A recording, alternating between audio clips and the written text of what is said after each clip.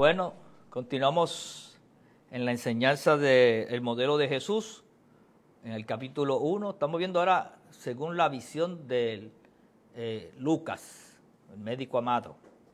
Y estamos en el capítulo 1, hoy espero terminar el capítulo 1 y por lo menos ver si comenzamos el capítulo 2. Y estamos en el verso 57. Para los que nos están siguiendo, todos estos mensajes, todos estos estudios bíblicos están en mi página de Ricky Rosado. Te lo puedes conseguir ahí. O si no, entra en nuestro canal de YouTube. Ahí también están muchos de ellos, como Apóstol Ricky Rosado. Y tengo entendido que en las páginas de la iglesia también. Iglesia Centro de Familia Cristiana, Fe y Gracia de Bayamón. Bueno, voy a leer algunos versos. Cuando a Elizabeth se le cumplió el tiempo de su alumbramiento. Ya había pasado la experiencia aquí entre Elizabeth y María. Fue excitante, ¿verdad? Esa narrativa. Dio a luz su hijo, y cuando oyeron los vecinos y los parientes que Dios había engrandecido para con ella su misericordia. Y acuérdense que eran pueblitos pequeños, ahí se conocía a todo el mundo. Se regocijaron con ella. Y aconteció que al 8º día vinieron para circuncidar al niño. Ya mismo explicamos por qué al 8º día. Y le llamaban con el nombre de su padre Zacarías. Todo el mundo empezó a llamarle Zacarías. Pero respondiendo su madre, dijo, no, se llamará Juan. Le dijeron, ¿por qué? No hay nadie en tu parentela que se llame con ese nombre. Entonces preguntaron por señas a su padre cómo le quería llamar. Y pidiendo una tablilla, escribió diciendo, Juan es su nombre. Y todos se maravillaron. Y al momento fue abierta su boca y suelta su lengua y habló bendiciendo a Dios. Y se llenaron de gran reverencia, de gran temor todos sus vecinos. Y en todas las montañas de Judea se divulgaron todas estas cosas. Y todos los que las oían las guardaban en su corazón diciendo, ¿quién pues será este niño? Y la mano del Señor estaba con él. Wow. Hay muchas cosas que decir ahí, vamos a decirlas en detalle para que entendamos tiempo y espacio, ¿verdad? Cuando Elizabeth dio a luz su hijo, sus vecinos y parientes vinieron a regocijarse con ella, porque la misericordia de Dios la había alcanzado. Recuerden que ella era estéril, y no solamente era estéril, estaba entrada en edad. Por lo tanto, su esterilidad anterior la hacían que esa alegría fuera más intensa que la acostumbrada. O sea, la celebración era triple. Una señora mayor, estéril, y ahora dando a luz un hijo. Entonces todo eso se juntó, más no solamente eso, que el papá del nene era el sacerdote, y que el sacerdote llevaba casi 9 meses mudo. Por lo tanto, hay muchas cosas rodeando el acontecimiento. Al 8º día vinieron a circuncidar al niño, verso 59. Esto estaba de acuerdo con la ley levítica y retrocede al mandato de Dios a Abraham. O sea, en Génesis 17, del 9 al 14, y 21 del 3 al 4, hay un mandato de circuncisión y habla del 8º día. Y es bueno señalar que entonces la costumbre, el ritual era que al niño varón, cuando se le presentaba en el templo, era al 8º día. Ahora, eso era según la ley levítica. Pero la ciencia descubrió que el 8º día era el momento idóneo para una circuncisión. Porque biológicamente el cuerpo se preparaba y era cuando menos dolor se sentía. O sea, que todo estaba ahí. La parte ceremonial, la parte biológica, ¿verdad? Y la parte ya de la costumbre del pueblo de Israel. Para ellos era muy importante. Y también tenía una promesa del pueblo de Dios. Dios le dijo a Abraham, este pueblo se va a distinguir de los demás porque van a estar circuncidados. Y van a reconocer, ¿verdad?, todo este proceso de Levítico. Por lo tanto, era la costumbre darle nombre al niño el día de la circuncisión. Por eso que todo el mundo llegó allí y comenzaron a decir Zacarías, porque era otra costumbre más también. ¿verdad? También se usaba ponerle el nombre del padre al primogénito. El primer muchacho, casi todo el mundo decía al unísono el nombre porque era el del papá que iba. Cuando Elizabeth se negó e insistió en que el niño se llamaría Juan, le dijeron que no tenía ningún pariente con ese nombre. Pero ¿por qué? ¿Verdad? Era obvio que no estaban dispuestos a romper con la costumbre. Entonces le preguntaron por señas al padre, o sea, no, a última hora el que tenía la última palabra no era la madre, era el padre. Esto implica que Zacarías era la persona que iba ahora a decir el nombre, ¿verdad? Y le preguntan por señas. Y él dice, escribe en una tablita, Juan es su nombre. Zacarías escribió el nombre que el ángel le había dado. Recuerde que el ángel le dijo el nombre de Juan y el nombre de Jesús, cómo se iba a llamar Jesús, a María y a Elizabeth y a Zacarías, cómo se iba a llamar el muchacho, ¿verdad? Entonces Juan es su nombre. Esto nos muestra la determinación de parte del Padre, pero aquí hay algo más. Nos muestra que él había considerado el nombre del niño un hecho ya realizado desde que el ángel le había pronunciado que su nombre sería Juan. En ese mismo instante se abrió la boca de Zacarías. O sea que otro acontecimiento extraordinario. El ángel le había dicho que estaría mudo hasta el día en que se haga esto. Eso está en Génesis 1.20, y que Lucas 1.20. Y el cumplimiento de todo se logró cuando se le dio el nombre al niño. Es comprensible la alabanza de Zacarías a Dios, ya que había recibido tantas evidencias inequívocas de la obra de Dios a su favor. Y se llenaron de temor todos sus vecinos. Ese temor es reverencia, era algo bien de impacto. Ellos no podían dudar de la mano de Dios que estaba dirigiendo los asuntos de este niño. Es perfectamente comprensible su interrogante, ¿quién pues será este niño? Ellos conocían bastante bien las Escrituras para anticipar un hombre de dimensiones proféticas. Por tal razón, pues tenemos aquí un pueblito, la gente, Zacarías, con una experiencia, ángeles, visión, una mujer estéril, entrada en años, una serie de situaciones ocurriendo con la visita de María que está 3 meses en la casa, se comenzó a regar, se comenzó a contar la cosa, pues la gente terminó con todo lo que vio allí, diciendo aquí hay algo profético, aquí hay algo divino, aquí hay algo que Dios está en el asunto. Por lo tanto, se creó un estigma, se creó una visión de cómo iba a ser el asunto. Por lo tanto, vemos entonces los versos que continúan, ahora en el verso 67, en ese mismo evento, Zacarías comienza a profetizar. Y Zacarías, su padre, fue lleno del Espíritu Santo y profetizó, diciendo, bendito el Señor Dios de Israel, que ha visitado y redimido a su pueblo.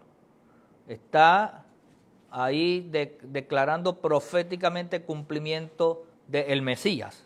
Y nos levantó un poderoso Salvador en la casa de David su siervo, como habló por boca de sus santos profetas que fueron desde el principio, salvación de nuestros enemigos y de la mano de todos los que nos aborrecieron, para hacer misericordia con nuestro Padre y acordarse de su santo pacto, del juramento que hizo Abraham nuestro Padre, que nos había de conceder, que librados de nuestros enemigos, sin temor le serviríamos, en santidad y en justicia delante de él, todos nuestros días. Y tú, niño profeta del Altísimo, serás llamado, porque irás delante de la presencia del Señor para preparar sus caminos, para dar conocimiento de salvación a su pueblo, para perdón de sus pecados, por la entrañable misericordia de nuestro Dios, con que nos visitó desde lo alto la aurora, para dar luz a los que habitan en tinieblas y en sombra de muerte, para encaminar nuestros pies por camino de paz. Y el niño crecía y se fortalecía en espíritu y estuvo en lugares desiertos hasta el día de su manifestación a Israel. Entonces vamos a ver el cántico profético, el himno de alabanza a Zacarías, que se le conoce también como el Benedictus. Y en el momento en que Zacarías recobró el uso de los órganos del lenguaje, prorrumpió en este himno de alabanza que generalmente lleva el nombre de Benedictus, por ser la primera palabra en la traducción de la Vulgata latina. Por lo tanto, mientras que el cántico de María nos recuerda el de Ana en el Antiguo Testamento, ¿verdad?, con la experiencia de Samuel, Zacarías es un eco de la expresión de los profetas del Antiguo Testamento. Y Zacarías profetizó, dice el verso 67, y el sacerdote se transforma en profeta. La palabra profetizar tiene tres connotaciones: predicción de eventos futuros, predicación pública de la verdad ética y teológica, y la rapsodia de la alabanza. Un análisis detallado de cánticos de Zacarías revelará los tres aspectos. La frase lleno del Espíritu Santo está empleada en el sentido profético, pero también podría ser considerada como uno de los primeros ejemplos del cumplimiento de la profecía de Joel sobre el derramamiento del Espíritu Santo en los últimos días, resultando en profecía de Joel capítulo 2 y el verso 28, los jóvenes tendrán visiones, los ancianos tendrán sueños, y sobre todo serán llenos del Espíritu Santo y hablarán en otras lenguas y todo lo que significa eso. Por lo tanto, bendito el Señor que ha visitado y redimido a su pueblo. El término redimido es la traducción de una frase de tres palabras griegas que literalmente quiere decir obró redención para. Por lo tanto, vemos que Zacarías no está pensando en el ministerio profético de su hijo, sino en el ministerio redentor de Cristo, de quien su hijo sería un heraldo, uno que anuncia, un anunciante, ¿verdad? Como padre se regocija en su hijo, pero como sacerdote e israelita va más allá de su hijo al Hijo del Dios viviente, el Redentor, tan largamente esperado por Israel.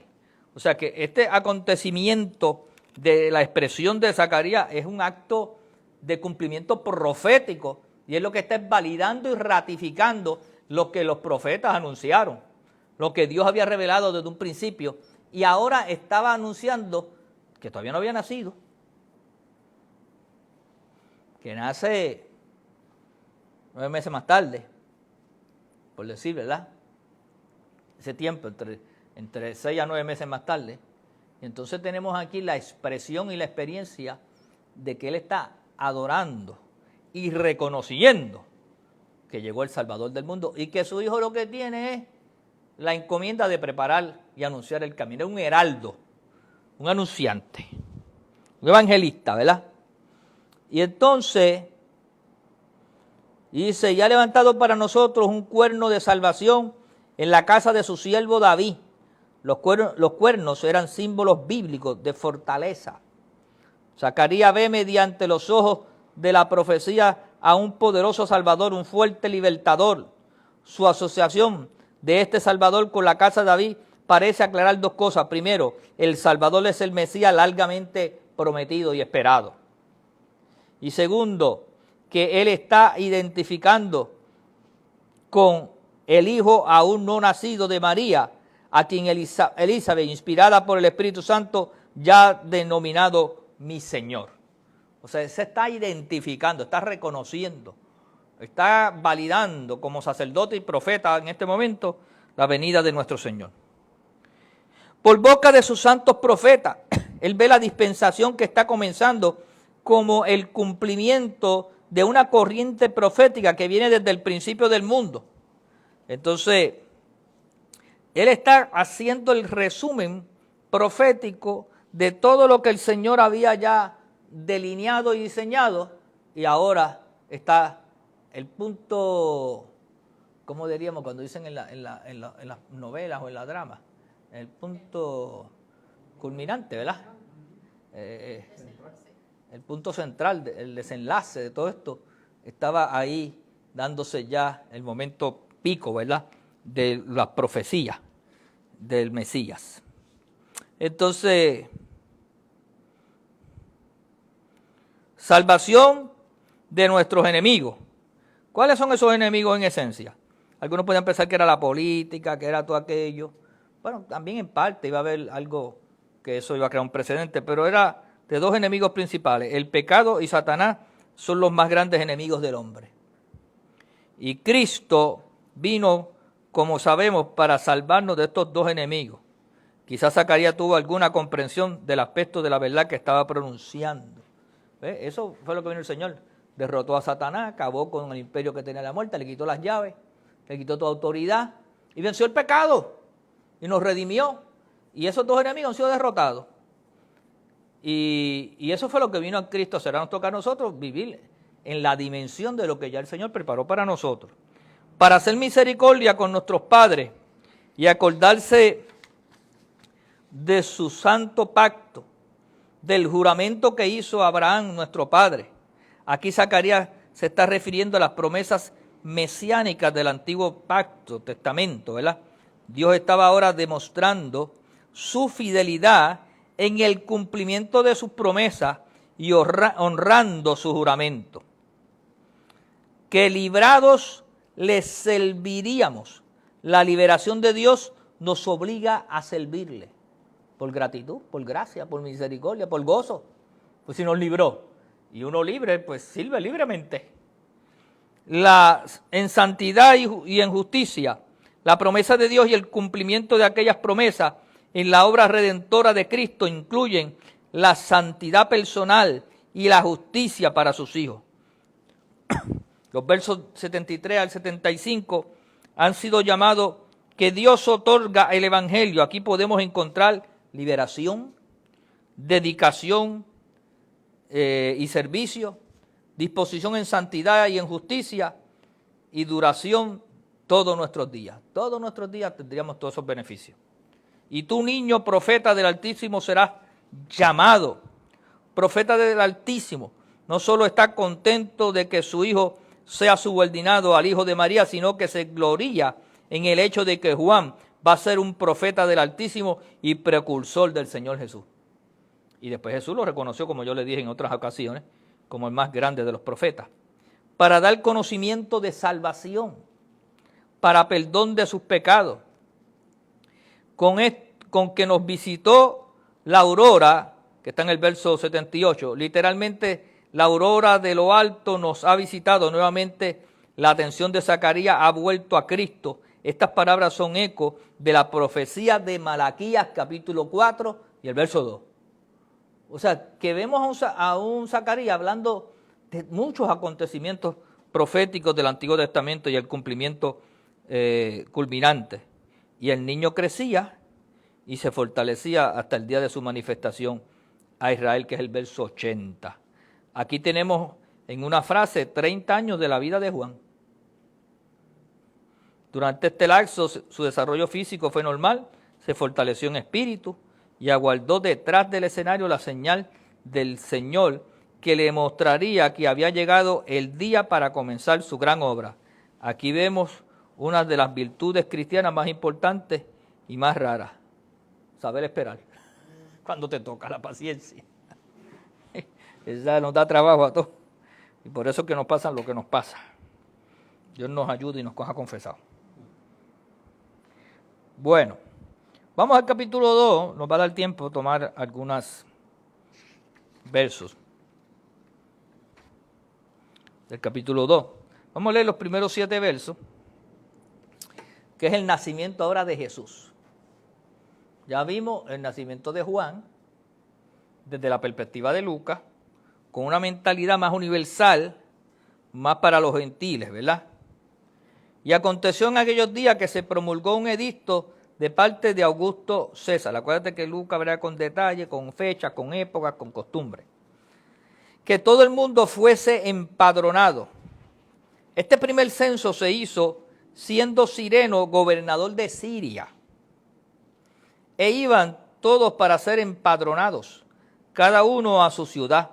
Y José subió de Galilea, de la ciudad de Nazaret a Judea, a la ciudad de David que se llamaba Belén, por cuanto esta era la casa y familia de David, para ser empadronado con María su mujer, desposada con él, la cual estaba encinta. Y aconteció que estando ellos allí se cumplieron los días de su alumbramiento, y dio a luz a su hijo primogénito y lo envolvió en pañales y lo acostó en un pesebre porque no había lugar para ellos en el mesón. Entonces estos primeros 7 versos, que parecen sencillos, tienen sus detalles de historia, de tiempo y espacio y de costumbre. Entonces vamos a hablar un poquito de esto para poder entender lo emocionante que Mateo y los demás hablan, pero que también Lucas lo recoge, sin dejar el dato de la costumbre, ¿verdad?, de la idiosincrasia. Por lo tanto, se promulgó un edicto de parte de Augusto César que todo el mundo fuese empadronado, todas las personas de aquella región. La palabra traducido empadronado literalmente significa registrado o enrolado, es lo que nosotros conocemos como el registro demográfico. Octavio, el sobrino nieto de Julio César, llegó a ser el emperador romano en el año 29 a.C. O sea que no necesariamente era un descendiente directo como un hijo, sino era un sobrino, y era un sobrino nieto. Augusto era más un título que un nombre. El empadronamiento tenía como objeto la recaudación de las tasas. Las tasas son los aranceles, ¿verdad?, las contribuciones. Todo el mundo en una referencia al Imperio Romano. O sea, te estaban registrando cuando tú no estuvieras tributando, decir, ¿cuánto te tributó menos este año? Vamos a dar una visitita allí, a ver qué está pasando. Oye, eso es una cosa que ha pasado siempre, ¿eh? No hay, Cristo venció todo menos eso.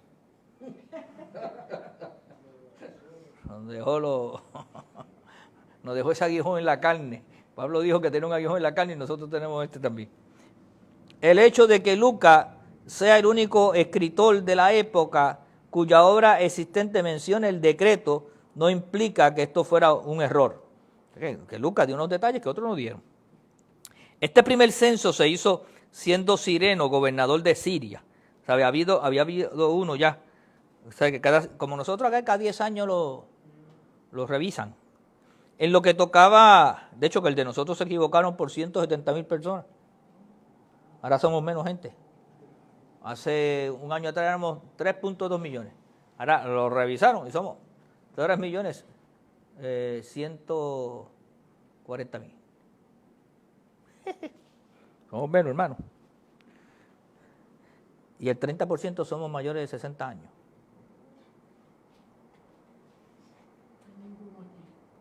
No, el único aquí que sale es Sammy.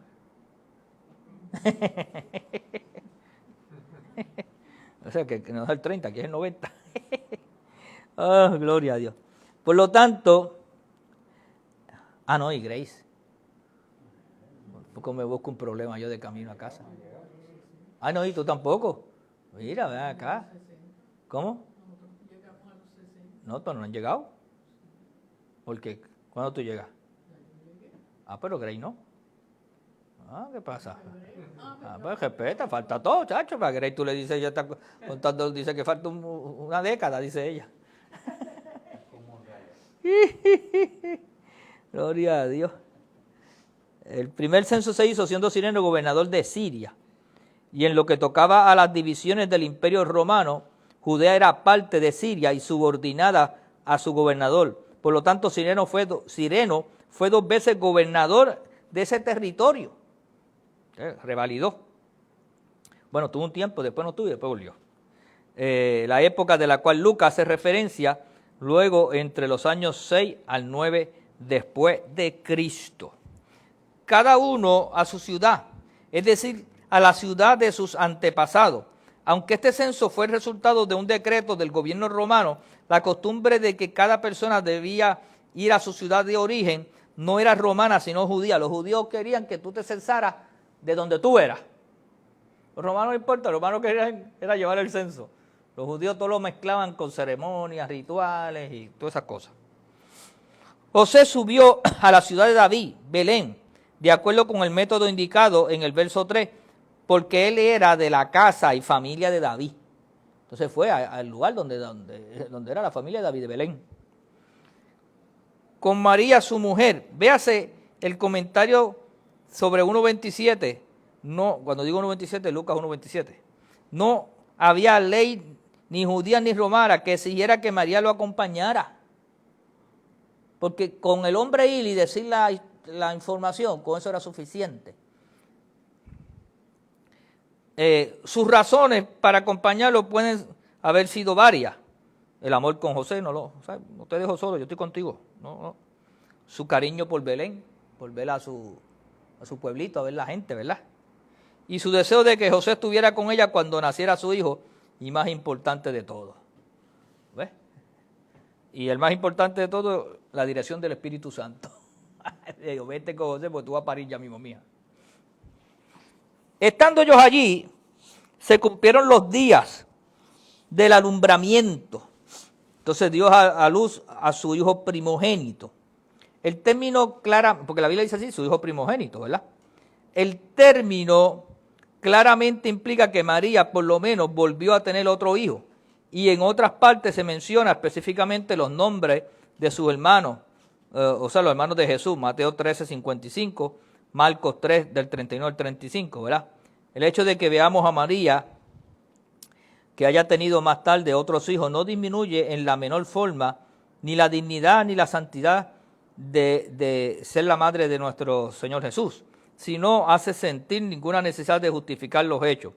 Vemos que estos armonizan perfectamente con la naturaleza de la encarnación. La verdad de esta doctrina exige que María sea mera y completamente humana, y otros nacimientos posteriores solo demostrarían más claramente este hecho. ¿Ve? A diferencia de la Iglesia Católica, que ellos tratan de sostener que no, que ella no tuvo más hijos porque ella era virgen y era santa y ese tipo de cosas. Sabemos que la Biblia dice otras cosas sobre ese tema. Y las cosas son como son. Y eso no le quita, ¿verdad? Para cuestión de hecho. Y lo acostó en un pesebre porque no había lugar para ellos en el mesón. El pesebre probablemente estaba en una cueva o gruta de piedra usada para el ganado. El mesón o posada ya estaba lleno, estaba todo el mundo en esa actividad de registro, ¿verdad? Y la gente estaba viajando para hacer cumplir, ¿verdad? Por lo tanto, el mesón o posada estaba lleno, y la implicación es que si hubiera habido lugar para ellos, José y María habrían disfrutado de su hospitalidad y tenían el dinero para pagarlo. La gente quiere hacer ver a José un muerto de hambre y a María una muchachita que no tenía donde caerse muerta. Recuerden que esta gente eran del linaje de David. Recuerden que él era un trabajador de la madera artesanal. No era cualquiera. O sea, no era que era multimillonario ni millonario, pero sí podía sostener su familia. Sin embargo, de modo que mientras los mortales dormían o hacían sus asuntos mundanos y los inmortales contemplaban el lugar que al mismo tiempo era más bajo o el más sagrado, el Hijo de Dios nacía en Belén como lo había pronosticado el santo profeta. Este es el hecho central de toda la historia. O sea, aquí se cumplieron profecías. Y se cumplió que Dios Padre, lo vamos a ver más adelante, cogió un lugar sencillo y humilde para darnos también una enseñanza sobre cómo es la cosa. Los ángeles y los pastores, vamos a leer del verso 8. Los ángeles y los pastores. Había pastores, vamos a ir del 8 al 14. Había pastores en la misma región que velaban y guardaban las vigilias de la noche sobre su rebaño. Y aquí se les presentó un ángel del Señor, y la gloria del Señor los rodeó de resplandor y tuvieron gran temor. Pero el ángel les dijo: no temáis, porque aquí os doy nuevas de gran gozo, que será para todo el pueblo. Que os ha nacido hoy en la ciudad de David un Salvador, que es Cristo el Señor. Esto servirá de señal: hallaréis al niño envuelto en pañales, acostado en un pesebre. Y repentinamente apareció con el ángel una multitud de huestes celestiales que alababan a Dios y decían: gloria a Dios en las alturas y en la tierra paz, buena voluntad para con los hombres. Y esta es la historia que nosotros celebramos en Navidad, que cantamos, que es excitante y extraordinaria y que tiene su narrativa, ¿verdad?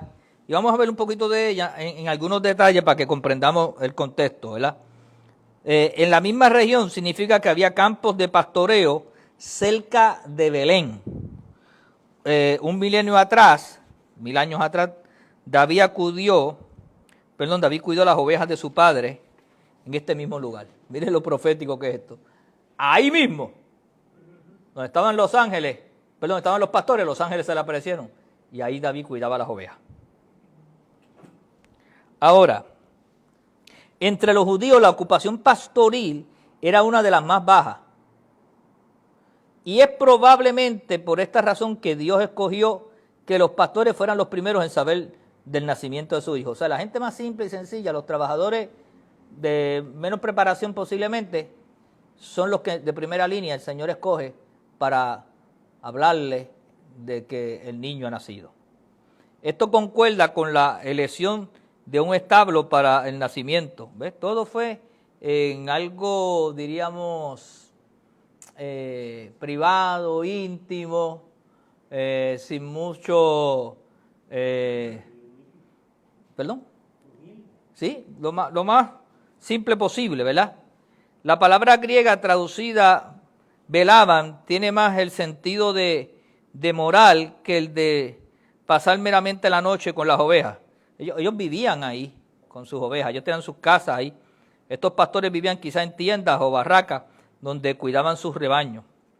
La cuestión de la época del año cuando Jesús nació depende en gran parte de la época del año en que los pastores cuidaban sus ganados al aire libre. Sé que hay problemas con la fecha, que si fue 25 de diciembre, eso fue acá un grupo de teólogos que dijeron, bueno, vamos con esta fecha, pero no realmente Jesús nació un 25 de diciembre, ¿verdad? Se cree que nació en esos meses de la primavera, abril, mayo, por ahí, es la forma que se cree. Y es que hay 3 teorías, básicamente yo voy a hablar de 2. Una es que no pudo haber sido en diciembre porque en Palestina las ovejas se quedaban en el campo desde la Pascua, o sea, en primavera, hasta las primeras lluvias, cerca de octubre. O sea, que ese era el lazo donde estaban afuera, los demás estaban en otros lugares o en establos. Un segundo punto de vista basado en los relatos de viajeros es que en diciembre el clima es templado y las ovejas son sacadas nuevamente al campo después de esa fecha, ¿verdad? Este asunto ha parecido muy importante a eruditos y a muchos cristianos que no son eruditos, pero deberíamos tomar la sugestión de la clara falta de interés divino en este asunto.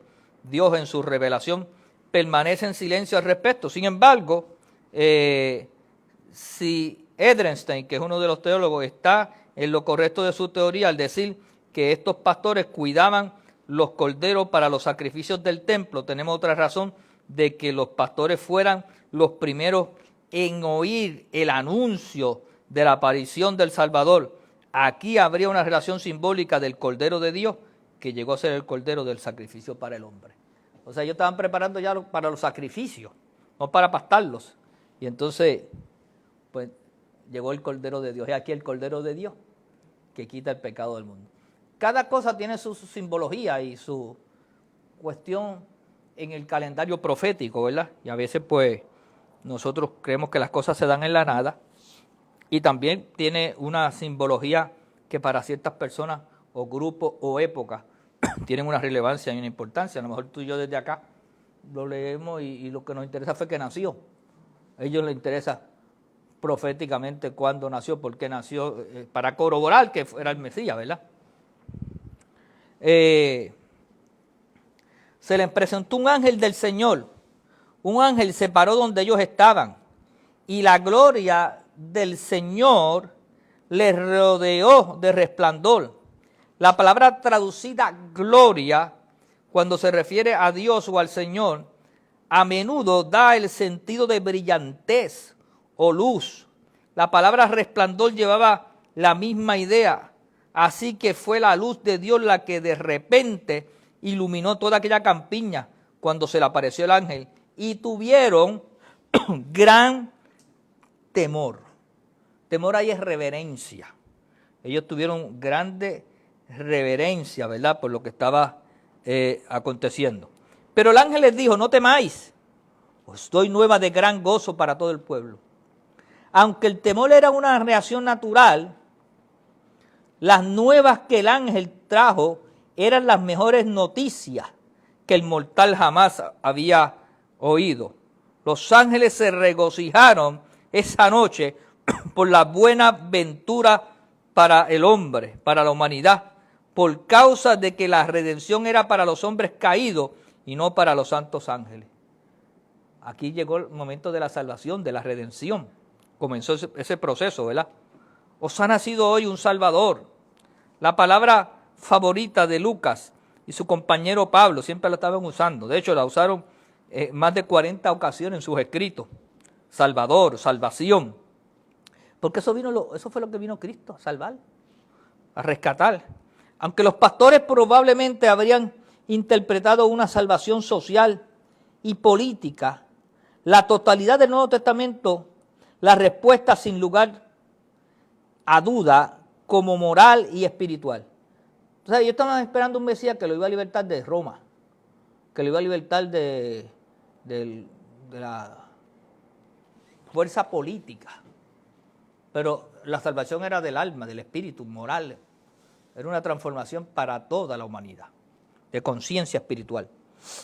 Entonces, hallaréis al niño en pañales. A ver, te brinqué aquí, perdone. El ángel quería que los pastores fueran a ver al Salvador. Se ve por el hecho de que les dijo el lugar, la ciudad de David. Yo sabía dónde era la ciudad de David, ¿verdad? Su propia ciudad. Además, para que pudieran reconocer a este Salvador, el ángel les dio una señal. Hallaréis al niño envuelto en pañales, acostado en un pesebre. Esta señal no solo simplificaría la identificación, porque con seguridad esa noche no habría dos infantes en Belén en esas mismas condiciones, ¿verdad? En un pesebre y en pañales. Uno tan humilde no rechazaría a los pastores. También eso le significó, porque ellos eran gente demasiado simple, dirían, me van a recibir a mí. O sea, el Mesías, a nosotros que no. La multitud de las huestes celestiales comenzaron a alabar a Dios. Esta es la función normal y gozo de los ángeles. Era un coro. Tan repentinamente se unió al mensajero celestial, canto, música del cielo acerca del príncipe celestial. Él había venido a la tierra para establecer el reino de los cielos y para preparar un camino, de modo que las criaturas terrenales pudieran llegar a ser ciudadanos del cielo. Hermano, ¿sabe lo que es? Primero hay un ángel y después hay un ejército. Así lo dice la Escritura. Gloria a Dios en las alturas. Esto no era solo una continuación en la tierra de la perpetua alabanza a Dios, que los ángeles cantaban desde el cielo. Era la alabanza a Dios por su programa redentor y especialmente por el Redentor. Es también profético de lo que resultará de la gloria que Dios recibirá mediante el ministerio redentor de Cristo. Y en la tierra paz y buena voluntad para con los hombres. Entre los hombres de buena voluntad es traducción más adecuada, aunque hay razones para ambos. Cristo es el verdadero príncipe de paz. Y Él vino para traer paz a los corazones de los hombres. Y Él es la única esperanza de paz mundial. La paz entre el hombre y Dios no es un requisito esencial para la paz entre el hombre y su semejante. Es el requisito esencial para que haya paz entre el hombre y su semejante. Si no hay paz con Dios, hermano, no puede haber paz entre los hombres. Nosotros a veces queremos procurar la paz con los hombres y no tenemos paz con Dios. Cristo vino a establecer esa paz, porque el hombre vivía lejos de Dios, no vivía reconciliado con Dios. El pecado creó una enemistad entre Dios y el hombre, pero Cristo vino para deshacer las obras del diablo, número 1. Y número 2, para perdonar nuestros pecados. Y se rompió el velo y ahora tenemos entrada al Padre por su gracia y su misericordia. Nada, nos quedamos. Hay cosas más emocionantes ahí que ocurren. Las seguiremos viendo en ese capítulo 2 el próximo miércoles. Que Dios añada bendición a su palabra. Espero que se haya edificado. Si lo cogió tarde, pues nada, eso está ahí grabadito, lo puede ver. Sean bendecidos la gente de la casa, la gente de fe, la gente que cree al Señor, siempre ofrendamos y lo hacemos. Puede hacerlo a través de ATH Móvil como CFC, Fe y Gracia. Más que bendecidos sean todos, paz y gozo, en el nombre del Señor.